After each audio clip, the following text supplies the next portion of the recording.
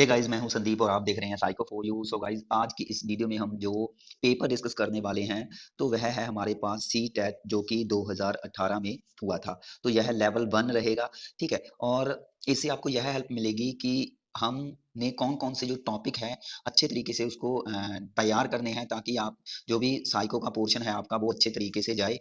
ठीक है। सो हम इसमें साइको के जो कि 30 क्वेश्चन है उसको हम डिस्कस करेंगे। ठीक है। सो इसमें हम देखेंगे कि कौन-कौन से टॉपिक आपको पढ़ने हैं और किस तरीके से क्वेश्चन को हल करना है। तो ये यह सारी स्ट्रैटेजी हमारी रहेगी यहाँ पे। सो देखते हैं हम हमारे पास फर्स्ट क्वेश्चन क्या आता है। तो हम स्टार्ट करते हैं अपनी वीडियो फर्स्ट क्वेश्चन से। सो हमारे पास देखो यहाँ पे फर्स्ट क्वेश्चन में क्या कह रहे हैं। यहाँ पे दिया है कि which one of the following statement is true about the role of heredity and environments. So first of all मैं आपको बता दूं कि जो हेरिडिटी और एनवायरमेंट फैक्टर है यह मोस्ट इंपॉर्टेंट टॉपिक है। सो इसमें आपको मीन्स जो भी लर्निंग हो गया है ना, डेवलपमेंट हो गया, या हम अगर बात करें इंटेलिजेंसी की या पर्सनैलिटी की। ठीक है। सो लर्निंग में, डेवलपमेंट में, इंटेलिजेंसी में, पर्सनैलिटी में हेरिडिटी और एनवायरनमेंट एक ऐसा फैक्टर है जिसका बहुत ही मीन्स महत्वपूर्ण रोल रहता है। ठीक है। यह इफेक्ट करता है लर्निंग को, डेवलपमेंट को, मीन्स ओवरऑल जो बच्चे का जो भी विकास होता है। ठीक है। चाहे वो लर्निंग से रिलेटेड हो, चाहे वो पर्सनैलिटी से रिलेटेड हो, चाहे उसकी बुद्धि हो। ठीक है। तो ओवरऑल मीन्स जो भी बच्चे का विकास होता है, सो उस पर मीन्स दो फैक्टर्स ऐसे हैं जिसका प्रभाव पड़ता है, तो वो है हेरिडिटी एंड एनवायरनमेंट। ठीक है। सो हेरिडिटी एंड एनवायरनमेंट का जो प्रभाव है ये आप जरूर देख लोगे। इसके लिए आपको एक तो थ्योरी पढ़नी है, नेचर नर्चर कंट्रोवर्सी। ठीक है। Nature versus nurture theory. ठीक है। तो ये आप जरूर देख लोगे, नेचर वर्सेस नर्चर थ्योरी। इसका लिंक मैं आपको प्रोवाइड कर दूंगा वीडियो के डिस्क्रिप्शन में। तो वहां से आप ये थ्योरी को जरूर पढ़ लेना, क्योंकि इससे रिलेटेड क्वेश्चन आपको पक्का मिलेंगे। सो कैसे इस तरीके के क्वेश्चन को सॉल्व करना है। सो हमने इन दोनों जो फैक्टर्स हैं उनको मिला करके देखना है कि वो दोनों ही प्रभाव डालते हों बच्चे पर। ठीक है। सो दोनों ही प्रभावित करते हो किसी भी तरीके से। ऐसा नहीं है कि एक को ज्यादा प्रेफरेंस दी गई हो और दूसरे फैक्टर को कम प्रेफरेंस दी गई हो। तो उस तरीके के ऑप्शन को हमने क्या करना है, इग्नोर करना है। तो यहाँ पे हम देख लेते हैं। देखो हमारे पास यहाँ पे दिया गया है। सो हमारे पास कह रहे हैं कि certain aspect of development are influenced more by heredity and other more by environment. तो कह रहे हैं कि विकास के जो कुछ पहलू है, जो कि आनुवंशिकता, और कुछ पहलू पर्यावरण से अधिक प्रभावित होते हैं। तो ये ऑप्शन हम चूज कर सकते हैं, लेकिन हम जो नेक्स्ट ऑप्शन है हमारे पास वो भी देख लें। सो सेकंड में हमारे पास कह रहे हैं child's ability to learn and perform is completely decided by gene. तो यहाँ पे आप देखो कि भाई पूरी बात किस पे दे दी गई, पूरा जोर किसको मेन प्रेफरेंस दे दी गई है, वो जीन्स को दे दी गई है। कि सीखने और प्रदर्शन करने की एक बच्चे की जो क्षमता है, जो एक बच्चे की एबिलिटी है, वह किस पर निर्धारित करती है, पूरी तरीके से जीन पर निर्धारित करती है। ठीक है। इसको हम मीन्स नहीं लेंगे, क्योंकि मैंने आपको बताया है कि जब दोनों फैक्टर्स को प्रायोरिटी दी जाए, पूरी प्रायोरिटी दी जाए दोनों फैक्टर्स को प्रभावित करने में, तो उसको हम उस ऑप्शन को चूज करना है। तो यहाँ पे सिर्फ एक फैक्टर को प्रायोरिटी दी गई है, वो है जीन। और जीन किससे रिलेट करता है, वो हमारा हेरिडिटी से रिलेट करता है। तो यहाँ पे इन्वायरमेंट की बात नहीं हो रही, ओनली हेरिडिटी की बात हो रही है। तो इसलिए हम इस ऑप्शन को छोड़ देंगे। हमारे पास हमने फर्स्ट अभी ले रखा है। थर्ड की बात करें, कह रहे हैं अच्छी देखभाल और पौष्टिक आहार बच्चे के किसी भी जन्मजात विकार को दूर कर सकता है। Means good care and nutrients diet जो होती है, वह कह रहे हैं can fight off any disorder a child is born. तो यहाँ पे अगर हम बात करें कि अच्छी देखभाल की और पौष्टिक आहार, तो यह हमें किससे मिलते हैं। ये अच्छी देखभाल और पौष्टिक आहार की बात करें तो ये हमें इन्वायरमेंट से मिलते हैं, है ना। कि तो अच्छी देखभाल और पौष्टिक आहार मीन्स जहाँ पे मेन जो प्रेफरेंस दी गई है वह एनवायरनमेंट को दी गई है।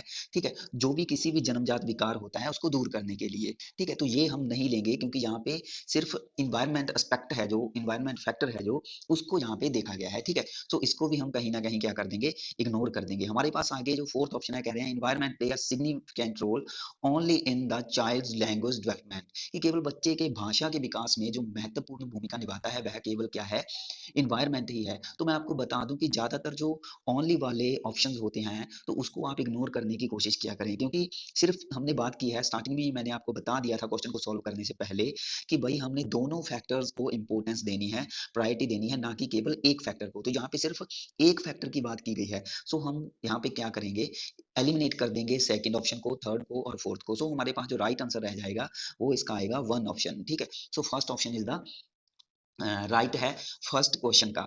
इस तरीके से आपको क्वेश्चन को सॉल्व करना है, और जो भी एक टॉपिक रहेगा जब भी आप अपने माइंड सॉरी जब भी आप किसी क्वेश्चन को हल करें तो आपके माइंड में एट ए टाइम मीन्स जिस टाइम आप क्वेश्चन को हल कर रहे होते हैं वो टॉपिक आ जाना चाहिए। अगर आपने अच्छे तरीके से टॉपिक को पढ़ा होगा तो क्वेश्चन को जब आप देखोगे तो आपके माइंड में वो पूरा टॉपिक रिमाइंड हो जाएगा, ठीक है। सो आपने फिर कैसे ऑप्शंस को एलिमिनेट करना है और किस ऑप्शन को चूज करना है इसकी दिक्कत आपको नहीं आएगी। होप कि आप फर्स्ट क्वेश्चन समझ गए होगे।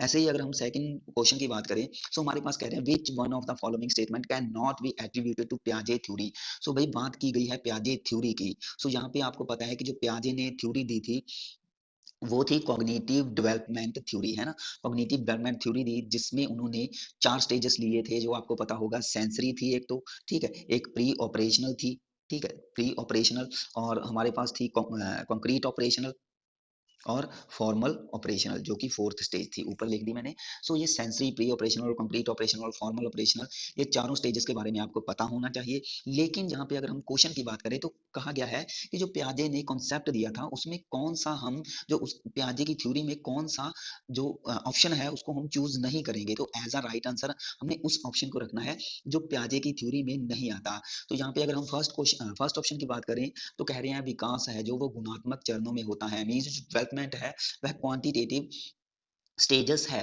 तो पियाजे ने इस बात को माना था कि बच्चे में गुणात्मक जो गुण है वो आते हैं जो कि डेवलपमेंट से रिलेटेड होते हैं, क्योंकि उन्होंने कहा था कि जैसे जैसे बच्चा एक स्टेज से दूसरी स्टेज में आएगा तो उसमें कुछ नए गुणों का विकास होगा, ठीक है। तो उन्होंने उन गुणों को डिस्क्राइब भी किया था, है ना। तो ये आपको पता होगा कि सेंसरी मोटर में उन्होंने अलग तरीके से गुण बताए थे जैसे कि ऑब्जेक्ट परमानेंस हो गया, है ना। और ऐसे ही सेकंड स्टेज में उन्होंने ईगो सेंट्रिक का गुण होता है, एनिमिज्म का गुण होता है ना। प्री ऑपरेशन में इस तरीके के इरिवर्सिबिलिटी का गुण होता है। सो ऐसी चीजें उन्होंने ली थी। सो हमने फर्स्ट लेकर के चलना है कि यह तो पियाजे की थ्योरी का गुण है, लेकिन हमने उस ऑप्शन को चूज करना है जो गुण नहीं है। सो कैन नॉट मीन्स जो गुण नहीं हो सकता, है ना। सो फर्स्ट तो है, इसको छोड़ दो। सेकंड की बात करें कि बच्चे अपनी दुनिया के बारे में स्वयं ज्ञान का निर्माता होते हैं और ज्ञान का प्रयोग करते हैं, तो ये भी बात सही है, क्योंकि बच्चे प्यादे ने बच्चे को कहा था कि वह क्या करता है, कंस्ट्रक्ट करता है अपनी नॉलेज को स्वयं कंस्ट्रक्ट करता है। इसलिए जो कि कंस्ट्रक्टिविज्म है वो किसको माना जाता है, वो पियाजे को माना जाता है। कंस्ट्रक्टिविज्म किसको माना जाता है, पियाजे को। लेकिन पियाजे को कॉग्निटिव कंस्ट्रक्टिविज्म माना जाता है, ये आप याद रखोगे। और जो अगर बात आए कभी सोशल कंस्ट्रक्टिविज्म की बात आए तो वो आपने याद रखना है विगोस्की, ठीक है। सोशल कंस्ट्रक्टिविज्म से आपने विगोस्की याद रखना है, ना कि पियाजे। लेकिन कॉग्निटिव कंस्ट्रक्टिविज्म से आपने पियाजे याद रखना है। सो इसी चीज को कंस्ट्रक्टिविज्म बोलते हैं कि जब बच्चे कंस्ट्रक्ट करते हैं अपनी नॉलेज को स्वयं इन्वायरमेंट से कांटेक्ट करके, इन्वायरमेंट में जो भी चीजें उसके संपर्क में आ रही हैं तो वह स्वयं अपने ज्ञान का निर्माण खुद करते हैं, तो उसी को बोलते हैं कंस्ट्रक्टिविस्ट, ठीक है। सो पियाजे ने कंस्ट्रक्टिविज्म कंस्ट्रक्ट की बात कही थी, तो इसलिए यह भी इसका गुण है। तो अगर थर्ड की बात करें तो कह रहे हैं निरंतर अभ्यास से। जब भी बात मीन्स जो कि कांस्टेंट प्रैक्टिस की बात आती है तो यह चली जाती हैं चीजें लर्निंग की थ्योरी में। अगर लर्निंग की थ्योरी हम देखें जैसे कि पैब्लो की बात करें, है ना, या हम स्किनर की बात करें, ठीक है, या यहाँ पे एक हम और साइकोलॉजिस्ट चूज कर देते हैं जैसे कि थॉरनडाइक, है ना। सो ये कुछ ऐसे साइकोलॉजिस्ट थे जिन्होंने मीन्स लर्निंग की थ्योरी में इस चीज को एक्सेप्ट किया था कि लगातार अभ्यास करने से क्या होता है, मीन्स अधिगम होता है। तो कहीं ना कहीं ये भी बात सही थी, ठीक है। लेकिन इसको मीन्स प्याजे ने इस चीज को अपनी थ्योरी में नहीं रखा, तो इसलिए इसका जो राइट आंसर आएगा वो आएगा थ्री ऑप्शन, ठीक है। राइट आंसर आएगा हमारे पास थ्री ऑप्शन। और बच्चे अपने पर्यावरण पर क्रिया करते हैं, ये भी बात बिल्कुल सही है प्याजे की थ्योरी के अकॉर्डिंग। सो राइट आंसर हमारे पास थ्री ऑप्शन चला जाएगा। होप कि आपको सेकंड क्वेश्चन भी समझ आ गया होगा। आगे हमारे पास क्वेश्चन थर्ड की बात कर रहे हैं, लेते हैं which one of the following is not a limitation of A pre operational thought. तो देखो अगर जहाँ पे बात आई है प्री ऑपरेशनल की, सो प्री ऑपरेशनल प्याजे की जो कि सेकंड स्टेज है हम इसकी बात कर रहे हैं। सो प्री ऑपरेशनल में कौन सी लिमिटेशन नहीं है, जहाँ पे बात हमने ध्यान देना है कि किस लिमिटेशन को हमने नहीं मानना। अगर हम बात करें टेंडेंसी टू कंसंट्रेट, तो कंसंट्रेट करने की जो टेंडेंसी है वह बच्चे में लगभग 2 वर्ष तक ही आ जाती है। तो 2 वर्ष की बात करें तो वह तो सेंसरी मोटर हमने पढ़ा है कि एक जन्म से लेकर के 2 वर्ष तक सेंसरी मोटर होती है ना। सो चीज़ों पर ध्यान देने की जो प्रवृत्ति है वह तो लगभग 2 वर्ष तक आ जाती है। तो इसलिए हम कह सकते हैं कि वह पूर्व संक्रियात्मक अवस्था या जहाँ पे प्री ऑपरेशनल स्टेज में भी यह होती है। तो हमने कौन-सी लेनी है जो नहीं होती। जहाँ पे कह रहे हैं सिंबॉलिक थॉट, तो जो कि सिंबॉलिक थॉट है, ये कहीं न कहीं बच्चे में नहीं आती, क्योंकि उसमें इगोसेंट्रिक भी होता है बच्चे में और इरिवर्सिबिलिटी का गुण भी होता है प्री ऑपरेशनल में, ठीक है? सो इसका जो राइट आंसर हमारे पास आएगा वह सेकंड ऑप्शन होगा। सिंबॉलिकल जो थिंकिंग है वह बच्चे में लगभग जो हमारे पास थर्ड स्टेज है जिसका नाम था कंक्रीट ऑपरेशनल स्टेज। सो कंक्रीट ऑपरेशनल स्टेज में वह सिंबल को देख करके पहचानने की कोशिश करता है, चिन्हों को देख करके पहचानने की कोशिश करता है, ठीक है? सो यह कंक्रीट स्टेज में विकसित होती है, जो कि सेकंड यहाँ पे दिया गया है, ठीक है? सो इसका राइट आंसर हमारे पास सेकंड आएगा। आगे ऑप्शन सॉरी क्वेश्चन 4th की बात करते हैं, कह रहे हैं पे has a significant role in development of young children for the following reason. तो इसमें एक चीज़ को एक्सेप्ट करना है, छोड़ना है। किस चीज़ को हमने छोड़ना है, उसको एज़ अ राइट ऑप्शन यहाँ पे रखना पड़ेगा। सो कह रहे हैं कि जो भी बच्चों के लिए अलग-अलग जो भी बच्चों के विकास के लिए जो खेल होते हैं, ठीक है? तो वह किस तरीके से भूमिका निभाते हैं, उसका क्या रोल होता है, लेकिन किस रोल को हमने यहाँ पे छोड़ना है। सो वे अपने शरीर पर निपुणता प्राप्त करते हैं, तो यह भी कहीं न कहीं सही हो सकता है, ठीक है? कि खेल के द्वारा वह अपना जो भी मीन्स उसकी मीन्स फिज़िकलिटी है, ठीक है? उसको कैसे उन्होंने कंट्रोल करना है, तो ये सारी चीज़ें बच्चे सीखते हैं खेल के द्वारा। यह इनकी जो कि इंद्रियाँ हैं उसको उत्तेजित करता है, मीन्स उसकी सेंसेस को स्टिमुलेट करता है, तो ये भी बात सही हो सकती है। यह समय बिताने का एक सुखद तरीका है, तो यहाँ पे टाइम स्पेंड करना हम यहाँ पे नहीं ले सकते, लेकिन 4th देख लेते हैं। कह रहे हैं कि बच्चे एक्वायर करते हैं नए कौशल्स को, ठीक है? कि जब उनका यूज़ करना हो, व्हेन टू यूज़ देम, ठीक है? तो बच्चे नए कौशल को यहाँ पे सीखते हैं खेल के द्वारा। तो यहाँ पे जो भी पॉजिटिव ऑप्शन आपको लगते हैं ना, तो वो हमने यहाँ पे चूज़ कर लेने हैं और जिसको छोड़ना है उसको एज़ अ राइट आंसर रख लेना है, ठीक है? सो फर्स्ट, सेकंड और फोर्थ हमारे पास सही है, इसलिए इसको हम एलिमिनेट कर देंगे क्योंकि हमने लेना कौन-सा है, जिसको हमने छोड़ना है उसको एज़ अ राइट आंसर समझना है, ठीक है? सो थर्ड इसका राइट आंसर आएगा। आगे हमारे पास क्वेश्चन नंबर 5 है, इसमें कह रहे हैं कि which one of the following questions invites children to think critically. Means यहाँ पे हमारे पास कुछ मीन्स क्वेश्चंस दिए गए हैं, सो उन क्वेश्चंस में से बच्चा क्रिटिकली जो थिंकिंग है किस क्वेश्चंस में अपना मीन्स क्रिटिकल थिंकिंग का यूज करेगा, गंभीर रूप से सोचने के लिए बच्चे को कौन सा यहाँ पे क्वेश्चन मोटिवेट करेगा। सो क्वेश्चंस मीन्स हमारे पास फर्स्ट ऑप्शन में, सेकंड ऑप्शन में, थर्ड ऑप्शन में दिए गए हैं। सो देख लेते हैं, कह रहे हैं do you know the answer to this, means क्या आप इसका उत्तर जानते हो। तो मीन्स जब बच्चे से एक टीचर यह पूछ रहा है तो क्या बच्चा मीन्स गंभीर रूप से सोचेगा। सेकंड में कह रहे हैं कि सही जवाब क्या है, what is the right answer. तो अगर टीचर बच्चों से ये पूछ रहा है तो क्या वह गंभीर रूप से सोचेगा। और थर्ड में कह रहे हैं कि can you think of a similar situation, means क्या आप इसी तरीके की जो सिचुएशन है उसके बारे में सोच सकते हो। तो क्या इसमें बच्चा जो कि क्रिटिकल थिंकिंग यूज करेगा। और फोर्थ में कह रहे हैं what are the different ways in which we can solve this. तो अलग अलग वे कौन से हैं कि अलग अलग वे कौन से हैं जिसको हम इस क्वेश्चन को हल कर सकते हैं, इस चीज को हल कर सकते हैं, ठीक है। सो आप इसमें देखो कि बच्चा जो क्रिटिकल थिंकिंग मीन्स किस में यूज करेगा, क्रिटिकल थिंकिंग का यूज किस क्वेश्चन में करेगा। देखो यहाँ पे सही जवाब क्या है, तो यहाँ पे जस्ट सही जवाब की बात की गई है, इसलिए इसको हम नहीं लेंगे क्योंकि भाई इसमें एक ही किसी चीज का एक ही आंसर होगा और बच्चा उसको एज अ राइट आंसर बता देगा, उसमें बच्चा कोई भी थिंकिंग यूज नहीं कर सकता। और वही चीज फर्स्ट में बन रही है कि क्या आप इसका उत्तर जानते हो, तो बच्चा कह देगा हाँ मैं इसका उत्तर जानता हूँ, इसका उत्तर ये है, तो इसमें भी बच्चा क्रिटिकल। यहाँ पे अगर आप फोर्थ ऑप्शन की बात करें तो इसमें आपको पता चल रहा है कि किसी भी चीज को हल करने के लिए वह अलग अलग तरीकों का यूज कर रहा है। तो ये अलग अलग तरीके ही बच्चों की क्रिटिकल थिंकिंग को प्रमोट करेंगे, ठीक है। तो बच्चे को क्रिटिकली तरीके से सोचने के लिए बच्चे को मोटिवेट करेंगे। तो यहाँ पे डिफरेंट वे यूज हुआ है, यह ऑप्शन में, फोर्थ ऑप्शन में, ठीक है। वर्ड जो डिफरेंट वे यूज हुआ है ना, तो यही कहीं ना कहीं उसको क्रिटिकली सोचने से मजबूर करेंगे, ठीक है। सो क्रिटिकली सोचने का मतलब ये है कि किस मीन्स बहुत सारे हमारे पास तरीके हैं और किसको हमने एक अच्छा तरीका मीन्स या एज अ अच्छा राइट आंसर समझना है, ठीक है। तो बच्चा जब ये सोचेगा कि बहुत सारे तरीकों में हमने किसको एक सटीक तरीका समझना है, तो वही उसका आंसर हो सकता है। तो मीन्स वह यहाँ पे क्रिटिकल थिंकिंग यूज कर रहा है, ठीक है। तो इसका जो राइट आंसर आएगा हमारे पास फोर ऑप्शन, ठीक है। आगे हमारे पास कह रहे हैं which one of the following option best describe progressive education. तो जब भी बात प्रोग्रेसिव एजुकेशन की आए तो माइंड में एक आपने एक बंदा जरूर रखना है जिसका नाम है जॉन डीवी, ठीक है। जॉन डीवी, ये आपने जरूर अपने माइंड में रखना है। जॉन डीवी एक ऐसा पर्सन जिन्होंने लर्निंग बाय डूइंग मेथड दिया, ठीक है। लर्निंग बाय डूइंग मेथड, तो यह एक जॉन डीवी ने दिया था, ठीक है। और जॉन डीवी का आगे एक स्टूडेंट था जिन्होंने प्रोजेक्ट मेथड दिया था, जिसका नाम था किल पैट्रिक, ठीक है। तो ये भी बंदा आपने याद रखना है। तो जॉन डीवी के सॉरी प्रोग्रेसिव एजुकेशन के जो जनक है या फादर है, वह किसे माना जाता है?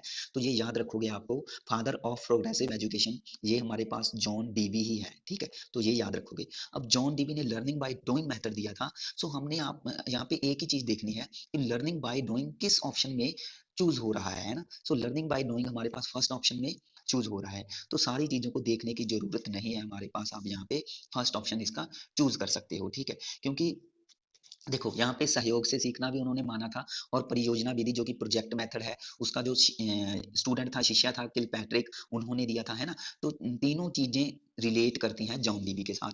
तो प्रोग्रेसिव एजुकेशन के जो पिता माने जाते हैं वो जॉन डीवी माने जाते हैं। तो इसी तरीके से क्वेश्चंस को हल आपने करना है कि जब आप किसी एक वर्ड को पिक कर लें जो कि जाना माना हो, जैसे कि मैंने यहाँ पे प्रोग्रेसिव एजुकेशन को पिक किया, जो कि मेरे लिए जाना माना था कि यह जॉन डीवी ने दिया था, और जॉन डीवी ने लर्निंग बाय डूइंग मेथड दिया। तो लर्निंग बाय डूइंग मेथड इस ऑप्शन में हमारे पास आ रहा है। तो इसको राइट आंसर पिक कर दो। चारों ऑप्शंस में टाइम वेस्ट करने की जरूरत नहीं है, ठीक है। आगे हमारे पास क्वेश्चन नंबर 7 है, विच one of the following statement about progress. तो सेम क्वेश्चन आया है प्रोग्रेसिव एजुकेशन से रिलेटेड, दो क्वेश्चन आ गए हैं हमारे पास। तो यहाँ पे आपको ये चीज आपने अपने माइंड में सेट कर लेनी है कि भैया प्रोग्रेसिव एजुकेशन का जो टॉपिक है, जिसमें जो कि जॉन डीवी आते हैं, उसको आपने नहीं छोड़ना, अच्छे तरीके से पढ़ जाना है, ठीक है, जॉन डीवी के बारे में भी। तो प्रगतिशील जो शिक्षा है, प्रोग्रेसिव एजुकेशन है, उसके बारे में जो कि स्टेटमेंट है, तो वो यह स्टेटमेंट है कि एजुकेशन इज लाइफ इटसेल्फ, कि एजुकेशन ही एक जीवन है। तो इसके लिए हम कौन सा ऑप्शन मींस कौन सा कथन चूज करेंगे? तो कह रहे हैं school education should continue as a long as a possible, की जो कि स्कूली शिक्षा है, स्कूल एजुकेशन है, उसको लंबे समय तक हमें कंटिन्यू रखना चाहिए। दूसरा कह रहे हैं school are not required, children can learn from their life experience, कि स्कूल की तो जरूरत ही नहीं होती, बच्चे अपने जीवन से ही सीख सकते हैं। थर्ड कह रहे हैं education in school should reflect the social and natural world, school में जो भी एजुकेशन है वह सोशल और जो कि एक नेचुरल संसार है, नेचुरल दुनिया है, उसको क्या करता है, रिफ्लेक्ट करता है, ठीक है। सो लास्ट में कह रहे हैं life is the true educator, जो कि जीवन है वह एक एक ट्रू एजुकेटर है, वह एक सच्चा टीचर है जो कि जीवन है। सो हमारे पास यहाँ पे देखो जो कि स्कूल है, ठीक है, हम यहाँ पे कह रहे हैं इसको एलिमिनेट करने की कोशिश करें, कह रहे हैं जीवन ही सच्चा शिक्षक है। तो हम ये इस चीज को मान सकते हैं कि भाई जीवन में बहुत सारे, जीवन से हमें बहुत सारे एक्सपीरियंस देखने को मिलते हैं, ठीक है। लेकिन कहीं ना कहीं बच्चों को स्कूल में भी हम भेजते हैं, है ना, भेज रहे हैं ना स्कूल में, ताकि वह चीजों को और समझे। ऐसा नहीं है कि भाई कहीं हम उनको मीन्स स्कूल में भेजने की जरूरत नहीं है, तो वो अपने जीवन से ही सीख लेंगे, है ना, क्योंकि जीवन ही सच्चा शिक्षक है। तो इसलिए हम देखो यहाँ पे सेकंड और जो कि फोर्थ ऑप्शन है, इसको हम एलिमिनेट कर देंगे, क्योंकि ये दोनों कहीं ना कहीं सेम लगते हैं। कि यहाँ पे भी वही बात कही गई है कि बच्चे जीवन से ही सीखते हैं, स्कूलों की जरूरत नहीं है। तो मैं आपको कह रहा हूँ कि प्रोग्रेसिव एजुकेशन में तो जो कि स्कूल है, ठीक है, उसको मुख्य माना है ना, स्कूल में भी बच्चा जाना चाहिए, ठीक है। तो यहाँ पे कह रहे हैं स्कूल की जरूरत नहीं है, इसलिए इसको और फोर्थ को तो क्या कर दो, आप छोड़ दो। अब हमारे पास यहाँ पे कह रहे हैं फर्स्ट और थर्ड में, तो लेकिन यहाँ पे कह रहे हैं कि लंबे समय तक स्कूल शिक्षा को ही जारी रखना चाहिए। तो ऐसा भी नहीं है कि लंबे समय तक बच्चा स्कूल में ही अपना पूरा जीवन गुजार दे, तो इसलिए हम यहाँ पे फर्स्ट नहीं लेंगे। सो तीन ऑप्शन हमारे पास एलिमिनेट हो गए, फर्स्ट, सेकंड और फोर्थ। तो हमारे पास जो राइट आंसर रह गया वो थर्ड ही होगा। स्कूल में जो कि सामाजिक और प्राकृतिक संसार है, उसको रिफ्लेक्ट करती है शिक्षा, ताकि बच्चे जो सोशलाइजेशन है उसका विकास हो बच्चे में, और बच्चे जो भी नेचुरल वर्ल्ड है उसको अच्छे तरीके से समझे, ठीक है। तो ये कहीं ना कहीं थर्ड ऑप्शन ठीक है, ठीक है, सेवंथ क्वेश्चन के लिए। आगे हमारे पास क्वेश्चन नंबर 8 है, इसमें कह रहे हैं जहाँ पे हमारे पास कोलबर्ग से रिलेटेड क्वेश्चन आया है। कोलबर्ग है ना, कोलबर्ग ने आपको पता है कि मॉरल डेवलपमेंट थ्योरी दी थी, मॉरल डेवलपमेंट थ्योरी कोलबर्ग ने दी थी। सो इसमें उन्होंने प्री कन्वेंशनल, ये आपको पता होगा, 3 लेवल दिए थे, प्री कन्वेंशनल, कन्वेंशनल और हमारे पास थर्ड था पोस्ट कन्वेंशनल, है ना? सो ये आपको पता होगा, प्री कन्वेंशनल, कन्वेंशनल और पोस्ट कन्वेंशनल। हर लेवल में उन्होंने 2-2 स्टेजेस लिए थे, जिसमें उन्होंने फर्स्ट लिया था पनिशमेंट एंड ओबीडियंस का। ये मैं आपको जस्ट ऑरली बता देता हूँ। फर्स्ट में था फर्स्ट स्टेज थी प्री जो कन्वेंशनल था, उसमें थी पनिशमेंट एंड ओबीडियंस, और सेकंड थी इंडिविजुअल एंड एक्सचेंज, ठीक है? और जो कन्वेंशनल था उसमें हमारे पास थी गुड बॉय और नाइस गर्ल थी, ठीक है? गुड बॉय और नाइस गर्ल। ऐसे ही ये सेकंड की मैं बात कर रहा हूँ। इसमें जो फर्स्ट स्टेज आती है गुड बॉय और नाइस गर्ल, और सेकंड आती है जो वो था लॉ एंड ऑर्डर ओरिएंटेशन, ठीक है? लॉ एंड ऑर्डर की, तो ये आप याद रखोगे।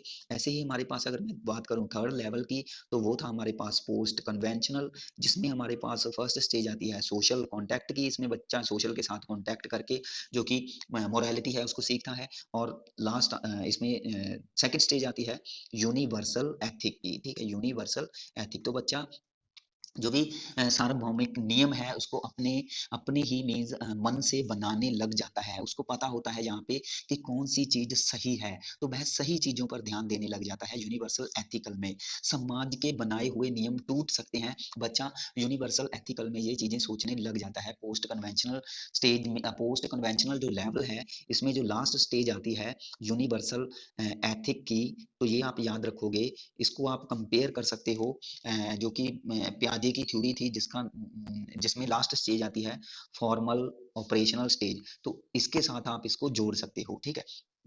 क्योंकि इसमें भी बच्चा रियलिटी को समझने लग जाता है, इसमें भी बच्चा, ठीक है?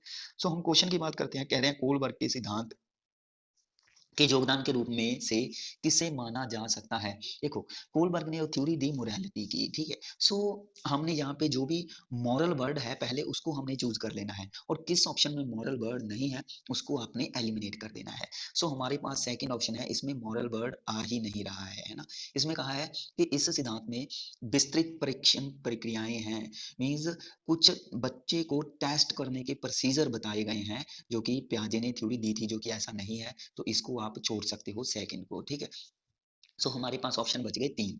तो अगर हम बात करें यहाँ पे फर्स्ट की, तो his theory has spotted an association between cognitive maturity and moral maturity, तो ये बात बिल्कुल सही हो सकती है, क्योंकि इस सिद्धांत में जो भी संज्ञानात्मक परिपक्वता है उसको भी बताया गया है कि कैसे बच्चे में मोरालिटी की समझ जैसे जैसे आती है, तो कैसे वैसे वैसे ही उसमें जो भी कॉग्निटिव डेवलपमेंट है, कॉग्निटिव मैच्योरिटी है, उसका भी विकास होता जाता है। तो इसको मीन्स यह थ्योरी है जो कोलबर्ग की, इस ऑप्शन को समर्थन देती है, तो ये ऑप्शन हम ले सकते हैं। लेकिन थर्ड की बात कर लें, कह रहे हैं it stabilize a clear relationship between moral reasoning and action. तो मैं आपको बता दूं कि उन्होंने मॉरल रीजनिंग वर्ड यूज किया था, प्यादे ने, ठीक है? मॉरल रीजनिंग वर्ड यूज किया था अपनी थ्योरी में, लेकिन उन्होंने ये नहीं कहा था कि यह एक मीन्स स्टिक तरीके से, क्लियर तरीके से रिलेशनशिप बनाता है बच्चे द्वारा किए गए जो कार्य होते हैं और जो कि मॉरल रीजनिंग है उसके बीच, ठीक है? तो इसलिए इसको हम नहीं लेंगे थर्ड को। कह रहे हैं फोर्थ में his belief is that children are moral philosopher, तो देखो मॉरल की बात आई है लेकिन फिलोसफर नहीं होते यहाँ पे बच्चे, ठीक है? सो इसलिए हम इसको यहाँ पे छोड़ देंगे। तो यहाँ पे हमारे पास राइट आंसर हमारे पास फर्स्ट ही रह जाएगा, सो इसका राइट आंसर आएगा फर्स्ट ऑप्शन। ऐसे ही हम बात करते हैं the zone of proximal development, question number 9 means ZPD. So ZPD आप याद रखोगे विगोस्की ने यूज किया था अपनी थ्योरी में, जिसका नाम था सोशल कल्चरल थ्योरी, ठीक है? सोशल कल्चरल थ्योरी से आया हुआ क्वेश्चन है, मोस्ट इंपॉर्टेंट टॉपिक है यह सोशल कल्चरल थ्योरी। इसको आप याद रखोगे, विगोस्की को कभी भी छोड़ के मत जाना किसी भी पेपर में। जो भी आप टीचिंग से रिलेटेड किसी भी स्टेट लेवल का अगर आप टेट दे रहे हो, तो विगोस्की, प्याजे और कोलबर्ग को बिल्कुल मत छोड़ के जाना, ठीक है? सो जेडपीडी होता क्या है बेसिकली, आपको पता है कि जेडपीडी में बच्चे क्या करते हैं, मींस समर्थन के साथ सीखते हैं कुछ ना कुछ, है ना? तो ये आपको पता है। अगर आप इस थ्योरी को अच्छे तरीके से करना चाहते हो जेडपीडी की थ्योरी को, तो मैं आपको इसका लिंक डिस्क्रिप्शन में दे दूंगा, वहां से आप कर लेना। तो जेडपीडी होता है कि जिसमें लगभग 2 लेवल होते हैं। एक लेवल होता है जिसको हम लोअर लेवल बोलते हैं, और दूसरा लेवल होता है जिसको हम हायर लेवल बोलते हैं, है ना? सो इसमें एक तरीके के लेवल पाए जाते हैं जेडपीडी ZPD में लोअर लेवल और हायर लेवल। तो इसको हम यहाँ तक अगर बच्चा पहुँचता है, इस विकास तक अगर बच्चा पहुँचता है अपने आप, तो यह लोअर लेवल हो गया। और इसके बाद इस विकास तक जब बच्चा किसी के समर्थन के साथ पहुँचता है, तो यह उसका हायर लेवल हो गया। तो इन लोअर लेवल और हायर लेवल में जो गैप होता है, जो इनके बीच डिफरेंस होता है, उसको हम ZPD बोलते हैं, ठीक है। सो हम यहाँ पे देख लेते हैं कौन सा ऑप्शन सही है। कह रहे हैं उस स्टेज को, उस स्टेप को जब अधिकतम विकास संभव हो। तो फर्स्ट ऑप्शन हो सकता है कि जब मीन्स ZPD हम उसको बोल सकते हैं कि ज़्यादा से ज़्यादा जो डेवलपमेंट है, ठीक है, पॉसिबल हो सके। तो हम ज़्यादा से ज़्यादा डेवलपमेंट यहाँ पे पॉसिबल बनाते हैं बच्चे के लिए कि यहाँ तक तो उसने कर लिया ना, लेकिन किसी एक स्पोर्ट के साथ हम उसको इस फेज तक भी पहुँचा सकते हैं बच्चे को, ठीक है। तो मैक्सिमम फेज तक जब बच्चा पहुँच जाता है ना, तो इसी को हम ZPD बोल सकते हैं। तो फर्स्ट हो सकता है। कह रहे हैं उस विकासात्मक चरण को जब बच्चा सीखने की पूरी जिम्मेवारी लेता है, तो ये भी हो सकता है जब बच्चा जिम्मेदारी लेता है सीखने की। क्योंकि जब बच्चा देखो इस लेवल तक जब उसने कर लिया, सेम बात आती है, जब उसने इस लेवल तक कर लिया, तो जब वह कहता है कि मैं कुछ और भी सीख सकता हूँ, तो वह टीचर से हेल्प लेता है या किसी भी अपने बड़े से हेल्प लेता है जो कि ज्यादा नॉलेज रखता है, उसको हम MKO कह सकते हैं, ठीक है। सो मोर जो नॉलेजेबल होता है, मोर नॉलेजेबल उसके लिए, बच्चे के लिए, तो उससे हेल्प लेता है। इट मीन्स वह जिम्मेदारी लेता है कि वह बच्चा सीख सकता है, तो वह हेल्प लेकर के यहाँ तक पहुँच जाता है ना? तो इट मीन्स यहाँ पे सेकंड भी हो सकता है। कह रहे हैं एक संदर्भ को जिसमें बच्चा सहयोग के सही स्तर के साथ कोई कार्य लगभग स्वयं कर लग, तो ये भी बात बिल्कुल सही है कि भई यह एक ऐसा कॉन्टेक्स्ट हो सकता है जिसमें बच्चा दूसरों की सहयोग के साथ किसी कार्य को सीख सकता है ना? कर सकता है, तो ये भी बिल्कुल सही है। तो यहाँ पे तो फर्स्ट, सेकंड और थर्ड, तो मैं आपको बता दूं कि यहाँ पे फर्स्ट, सेकंड और थर्ड तीनों ही यहाँ पे हमारे पास सही ऑप्शन है, ठीक है। तो ये क्वेश्चन कहीं ना कहीं मैं कह सकता हूँ कि यह एक ग्रेस वाला क्वेश्चन है, इसमें आपको ग्रेस मिल सकती है क्योंकि यह तीनों ही ऑप्शन हमारे पास सही है। फोर्थ भी देख लेते हैं, कहीं फोर्थ ना सही हो। कह रहे हैं उस सीखने के बिंदु को जब सहयोग वापस, तो यहाँ पे सहयोग वापस नहीं लिया जाता, इसको नहीं हम कह सकते, ठीक है। मीन्स सहयोग को वापस लेना, तो हम कह सकते हैं कि इसको तो हम स्कैफोल्डिंग बोल सकते हैं, सहयोग को वापस लेना। स्कैफोल्डिंग होती है कि वह सहयोग जो कि एक, वह सहायता जो कि एक टेम्परेरी टाइम के लिए है, टेम्परेरी है, मीन्स इसको हटा लिया जाएगा, है ना। तो यह स्कैफोल्डिंग हो सकती है, इसलिए इसको हम नहीं बोल सकते फोर्थ को। बट यहाँ पे थर्ड वन, सेकंड और जो कि फर्स्ट, सेकंड और थर्ड ऑप्शन है, यह बिल्कुल सही है, ठीक है। तो भाई आगे हमारे पास क्वेश्चन नंबर 10th है, इसमें कह रहे हैं एक एंड्रोजीनियस पर्सनैलिटी। सो पर्सनैलिटी आप अच्छे तरीके से देख जाओगे, पर्सनैलिटी का टॉपिक भी जहाँ से हमारे पास पर्सनैलिटी से भी रिलेटेड क्वेश्चन आ गया है। सो कह रहे हैं जो एंड्रोजीनियस पर्सनैलिटी होती है, ठीक है, तो आपको बताया कि एंड्रोजीनियस पर्सनैलिटी मीन्स उभयलिंगी, जिसमें मीन्स लड़के और लड़की, मीन्स मेल और फीमेल, या हम कह सकते हैं फेमिनिस्ट या मस्कुलिन के गुण हैं जो दोनों दिखाई देते हैं। दोनों जब गुण होते हैं तो वो मीन्स हमारे, हम उसको एंड्रोजीन बोल सकते हैं। सो दोनों गुण मीन्स यहाँ पे हम देख सकते हैं कि स्त्री लक्षणों वाले पुरुषों को संदर्भित, तो यहाँ पे कह रहे हैं कि ऐसे जो ट्रेड्स, ऐसे जो ट्रेड्स जो कि फेमिनिन के हैं लेकिन मैन में होते हैं, तो इसको हम नहीं रखेंगे। सेकंड में कह रहे हैं has a balance of what are generally considered masculine and feminine, तो सेकंड हो सकता है हमारे पास। थर्ड कह सकते हैं tends to be assertive and arrogant, means अहंकारी, ये भी नहीं हम यहाँ पे लेंगे। फोर्थ में कह रहे हैं हमारे पास समाज में प्रचलित रूढ़िवादी जो लिंग भूमिका का पालन करने वाले, तो इसको भी हम नहीं लेंगे। देखो यहाँ तो हमारे पास फर्स्ट हो सकता है या सेकंड हो सकता है। इसमें सेकंड में कह रहे हैं कि जो उभयलिंगी है उसमें स्त्री लक्षणों वाले पुरुष जो होते हैं उसको हम लेते हैं, लेकिन यहाँ पे कहा गया है जो उभयलिंगी व्यक्तित्व में आमतौर पर माने गए जो दोनों का समायोजन होता है, तो यहाँ पे हमारे पास जो राइट आंसर सेकंड आएगा। मीन्स उसमें दोनों का समायोजन होता है, उसमें फीमेल के गुण भी होते हैं, उसमें मेल के गुण भी होते हैं, ठीक है। मस्कुलिन और फेमिनिन के दोनों के गुण जो होते हैं, ठीक है, तो उसको हम उभयलिंगी बोलेंगे। तो हमारे पास यहाँ पे सेकंड राइट आंसर आएगा। क्वेश्चन नंबर 11th में कह रहे हैं बच्चे डैश को छोड़कर अन्य सभी के द्वारा लिंग भूमिकाएं ग्रहण करते हैं। मीन्स यहाँ पे किस ऑप्शन को आप छोड़ोगे कि बाकी दूसरे ऑप्शन ऐसे हैं जिससे उनको जो जेंडर रोल है उसको एक्वायर करने में मदद मिलती है। तो आपको पता है कि मीडिया से बच्चे सीखते हैं, तो जेंडर रोल भी सीखेंगे। सोशलाइजेशन से भी उसका जो जेंडर रोल्स हैं, कैसे जेंडर के अनुसार उन्होंने अपनी भूमिकाएं निभानी है, रोल्स अदा करने हैं, तो वो सारी चीजें मीन सोशलाइजेशन से भी सीखते हैं और कल्चर से भी सीखते हैं। लेकिन हमारे पास जो ट्यूटोरिंग है, इससे हम इसको हम नहीं ले सकते, इसलिए ट्यूशन इसका राइट आंसर आएगा। क्वेश्चन नंबर 12th में कह रहे हैं मानकीकृत परीक्षणों की आलोचनाओं में से एक यह है कि, तो यहाँ पे जो स्टैंडर्डाइज्ड टेस्ट की बात की गई है, सो स्टैंडर्डाइज्ड टेस्ट में मींस जो कि कुछ आलोचनाएं हैं, जो कि कुछ क्रिटिक्यूज हैं, सो वो कौन सी है, तो उनमें से एक आलोचना को आपने यहाँ पे देखना है। तो कह रहे हैं they represent largely the main stream culture and are therefore a biased. तो कह रहे हैं कि ये मुख्य रूप में मुख्य धारा की संस्कृति का मीन्स प्रतिनिधित्व करते हैं, इसलिए पक्षपाती होते हैं। तो मीन्स जो मानकीकृत स्टैंडर्ड, अगर मैं स्टैंडर्डाइज टेस्ट की बात करूं, तो ये वे टेस्ट होते हैं जो कि साल में हम कह सकते हैं कि एक ही बार लिए जाते हैं, जिसमें नियम लागू होते हैं, है ना?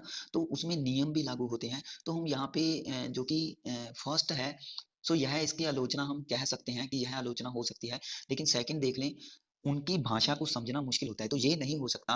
मीन्स देखो, स्टैंडर्डाइज टेस्ट है, अगर हम उसकी भाषा ही नहीं समझेंगे, तो इस जहाँ अगर बच्चे को इसकी भाषा समझ नहीं आएगी, तो फिर स्टैंडर्डाइज टेस्ट को कैसे बच्चा मीन्स देगा, कैसे वह उसमें जो भी मीन्स उसके क्वेश्चंस हैं उसको हल करेगा, अगर उसको लैंग्वेज ही नहीं समझ आ रही है ना, कि बच्चे की लैंग्वेज कुछ हो और है और उसमें आप कुछ और भाषा का यूज कर रहे हो, तो अगर उसको लैंग्वेज समझ नहीं आएगी, तो ये इस आलोचना को हम इसमें नहीं रख सकते। तो सेकंड कैंसिल कर दो। फर्स्ट हम देख सकते हैं, लेकिन थर्ड देख लें पहले। परीक्षण बड़ी आबादी पर लागू नहीं किया जा सकता, तो ये भी कहीं ना कहीं अ, आलोचना हो सकती है, लेकिन आपको पता है कि जो स्टैंडर्डाइज टेस्ट है उसको बड़ी आबादी पर हम ले सकते हैं, ठीक है? जैसे कि आप अभी देख लो ना, कि जो सी टेट का पेपर है ना, तो पूरा अगर हम ऑल ओवर पूरे हमारे देश की बात करें, इंडिया की बात करें, तो ऑल ओवर यह सेंटर का पेपर है, तो लगभग काफी राज्यों में यह क्या है, लिया जाता है ना, तो पूरी बड़ी आबादी पर भी हम यह पेपर ले सकते हैं, ठीक है? सो इसलिए स्टैंडर्डाइज टेस्ट को हम यह आलोचना भी नहीं रखेंगे, इसको भी काट दो। और कह रहे हैं कि वे बच्चे की क्षमता की स्पष्ट तस्वीर नहीं देते, तो यह बात भी नहीं है कि भाई स्टैंडर्डाइज टेस्ट से बच्चे की एबिलिटी के बारे में नहीं पता चलता, तो उनकी एबिलिटीज को हम आइडेंटिफाई कर सकते हैं, पहचान सकते हैं, ठीक है? सो फोर्थ हो गया, थर्ड हो गया, सेकंड को हम एलिमिनेट कर देंगे। सो इसका ये आलोचना इसकी हो सकती है। सो फर्स्ट इसका राइट आंसर है।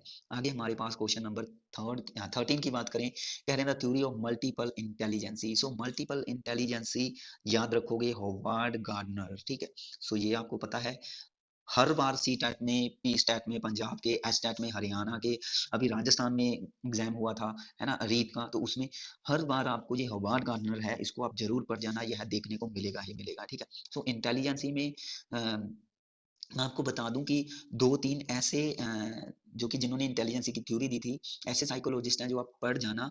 एक तो हवार्ड गार्डनर जो अभी हम डिस्कस कर रहे हैं, एक आपने पढ़ना है जेपी गिलफोर्ड, ठीक है? जेपी गिलफोर्ड कर जाना, ठीक है? ऐसे ही थॉरन डाइक भी इंपॉर्टेंट है, इन्होंने भी थ्योरी दी थी इंटेलिजेंसी की, लर्निंग में भी इन्होंने काम किया था, लेकिन इंटेलिजेंसी की भी थ्योरी दी थी, ठीक है? और एक और है हमारे पास स्पीयरमैन, स्पीयरमैन पढ़ जाना, जिन्होंने टू फैक्टर थ्योरी दी थी।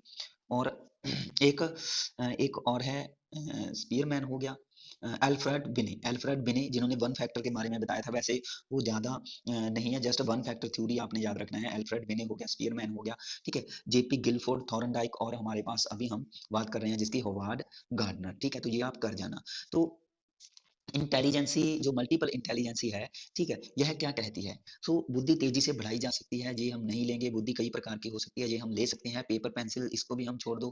प्रभावी अध्यापन के द्वारा बढ़ाई जा सकती है, वही सेम ऑप्शन है, अगर फर्स्ट छोड़ दिया तो फोर्थ भी छोड़ दो। मीन्स देखो ऐसा हो सकता है, तो लेकिन हमने बात जस्ट इस जो टॉपिक है मीन्स मल्टीपल इंटेलिजेंसी, इससे रिलेट करनी है। तो मल्टीपल इंटेलिजेंसी आपको पता है कि होवार्ड गार्डनर ने दिया था, है ना? सो इसमें उन्होंने सात प्रकार की जो कि इंटेलिजेंसीज होती हैं उसका जिक्र किया था, है ना? सो 7 टाइप ऑफ इंटेलिजेंसीज इन्होंने रखी थी अपने टॉपिक में, इसलिए हम यहाँ पे ये ऑप्शन चूज करेंगे कि कई प्रकार की हो सकती हैं। तो आपको पता होगा म्यूजिकल इंटेलिजेंसी इन्होंने बताई थी, है ना, स्पेशल इंटेलिजेंसी बताई थी, ठीक है? और इंट्रापर्सनल और इंटरपर्सनल, है ना? और हमारे पास न्यूमेरिकल से रिलेटेड, मीन्स इस तरीके से इन्होंने प्रॉपर मेरे याद नहीं है, लेकिन आप इस कॉन्सेप्ट को जरूर पढ़ देना, आपको इसका लिंक मैं प्रोवाइड कर दूंगा, ठीक है? तो इस तरीके से इन्होंने कई प्रकार की इंटेलिजेंसीज हैं जो वो बताई थी। अगर आपको याद हो तो कमेंट सेक्शन में कमेंट जरूर करना। सो इसका जो राइट आंसर आएगा वो हमारे पास सेकंड होगा।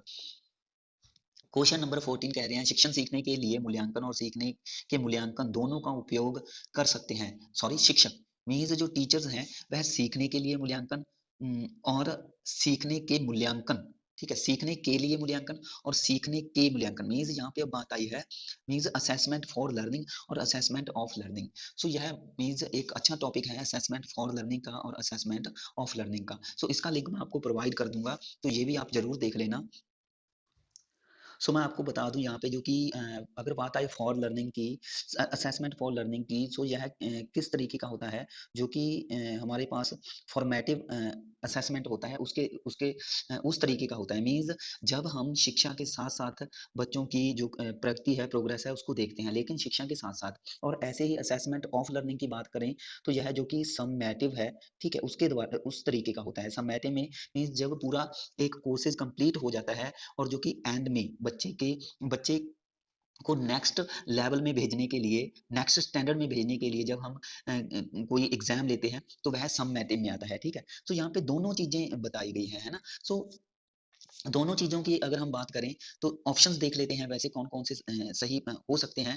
देखो अगर हम फर्स्ट की बात करें तो फर्स्ट तो है ही कि बच्चों की प्रगति और उपलब्धि स्तर को जानने के लिए। सो फर्स्ट तो मेरे को लगता है कि हो सकता है, लेकिन तो आगे भी देख लेते हैं कि बच्चे की सीखने की जरूरतों को जानने के लिए शिक्षण रणनीति का चयन करने के लिए। अब यहाँ पे अगर मैं इस ऑप्शन की बात करूं तो यह ऑप्शन हो सकता था अगर यहाँ पे असेसमेंट फॉर लर्निंग के बारे में ही बात की होती कि एक टीचर असेसमेंट फॉर लर्निंग है जो जस्ट इसका उपयोग कर रहा है, तो इसको हम फिर ले सकते थे, ठीक है, इसलिए हम यहाँ पे इसको अब छोड़ देंगे।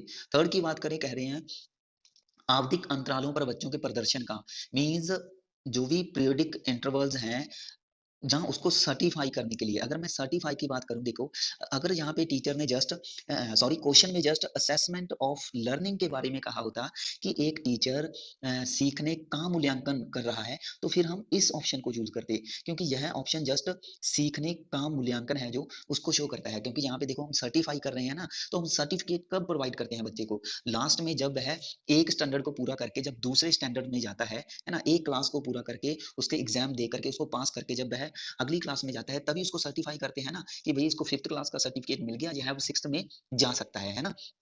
तो यह क्या है, एक सम्मेटिव असेसमेंट को शो करता है, इसलिए सम्मेटिव का संबंध किससे है, असेसमेंट ऑफ लर्निंग से। सो यहाँ पे दोनों चीजों की बात की गई है, ठीक है, तो इसलिए हम इसका फर्स्ट ऑप्शन रख सकते हैं, सेकंड और थर्ड हमने ब्लॉक कर दिया। इसको देख लेते हैं, बच्चों की प्रगति की निगरानी करने और उनके सीखने के अंतराल को भरने के लिए, इसको हम कह रहे हैं इसको थोड़ा देख लें, मॉनिटर चिल्ड्रंस प्रोग्रेस, ठीक है, and set appropriate goals to fill their learning gaps, ठीक है। इस फोर्थ ऑप्शन को हम चूज कर सकते थे, तो यह भी कहीं ना कहीं रेफर करता है असेसमेंट फॉर लर्निंग को, यह असेसमेंट फॉर लर्निंग को रेफर करता है, ठीक है, यह दोनों को रेफर नहीं करता। इसलिए हम सेकंड थर्ड और फर्स्ट इसको हम इग्नोर करेंगे, यहाँ पे राइट आंसर आएगा हमारे पास 14 का फर्स्ट ऑप्शन। 15 देख लें, which one of the following is not related to continue and comprehensive evaluation. सो CCE, ठीक है, जो कि आपको पता है NCERT ने और राइट टू एजुकेशन ने इसी तरीके का मूल्यांकन अपनाने को कहा है ना। सो CCE जो मूल्यांकन है उससे रिलेटेड कुछ ऑप्शंस दिए गए हैं, सो कौन सा नहीं है, नॉट रिलेटेड टू, उसको हमने एज अ राइट आंसर रखना है। देख लेते हैं, इसे भारत के शिक्षा के अधिकार अधिनियम द्वारा अनिवार्य किया गया है, तो ये बात बिल्कुल सही है। कह रहे हैं यह शिक्षण अधिगम प्रक्रिया का एक अभिन्न अंग है, it is an integral part of teaching learning process, तो यह बात भी बिल्कुल सही है, ठीक है। आगे हमारे पास कह रहे हैं it focus on child achievement in different learning areas, तो यह भी बात बिल्कुल सही है कि जो भी उसके लर्निंग एरिया होते हैं, ठीक है, तो उन पर ध्यान केंद्रित करते हैं हम CCE द्वारा, जिसमें बच्चे का समग्र विकास है उसको जांचा जाता है। जस्ट स्टडी को, जस्ट बच्चे की स्टडी को यहाँ पे फोकस नहीं किया जाता, उसके जीवन के हर पहलू को, मीन्स वह किस तरीके का है, जहाँ पे उसके चारों जो स्किल है उसको देखा जाता है, उसकी फिजिकल एक्टिविटी है उसको देखा जाता है, उसमें कोई अदर मीन्स टैलेंट है जैसे कि गाने का या डांसिंग का या खेलने का, उसको यहाँ पे देखा जाता है। तो सारी ओवरऑल बच्चे की जो प्रोग्रेस है उसको जांच करना किस में आता है, कंटिन्यू एंड कॉम्प्रहेंसिव इवेल्युएशन में, ठीक है। सो फर्स्ट, सेकंड और थर्ड बिल्कुल सही है। इसलिए यहाँ पे हम देखो, यहाँ पे इट इज़ यूज़फुल लेवल, तो यहाँ पे बच्चों को लेवल किया जा रहा है। मीन्स उनको क्लासिफिकेशन में बाँटा जा रहा है कि जो बच्चे कम सीखते हैं उनको अलग कर दिया, जो बच्चे खराब हैं उनको अलग कर दिया, जो बच्चे बुद्धिमान हैं उनको अलग कर दिया। तो यहाँ पे बच्चों को सेपरेट किया जा रहा है। तो हमने बच्चों को सेपरेट थोड़ा करना है ना? सो इसलिए इसका राइट आंसर हमने 4th रखना है, नहीं के अकॉर्डिंग। सो गाइस, इस वीडियो में हम इतने ही क्वेश्चन डिस्कस करेंगे। वीडियो ज़्यादा लंबी ना हो जाए, इसलिए इस वीडियो को मैं यहीं ओवर करता हूँ। अगले जो हमारे पास क्वेश्चंस रह गए उसको हम इसके सेकंड पार्ट में कर लेंगे। सो होप कि आपको वीडियो अच्छी लगी होगी। अगर वीडियो अच्छी लगी तो प्लीज़ इसको ज़रूर देखें, इस वीडियो को शेयर करें, इसको लाइक करें, कमेंट करें अच्छे-अच्छे, ठीक है? सो अगले पार्ट में हम जो आगे वाले हमारे पास ये नेक्स्ट क्वेश्चंस रह गए, इसको हम डिस्कस कर लेंगे। मिलते हैं अगली वीडियो के साथ। Thanks for watching. Click on the give icon to subscribe us. Please subscribe us for more updates. Click on the give icon to subscribe us. Please subscribe us for more updates.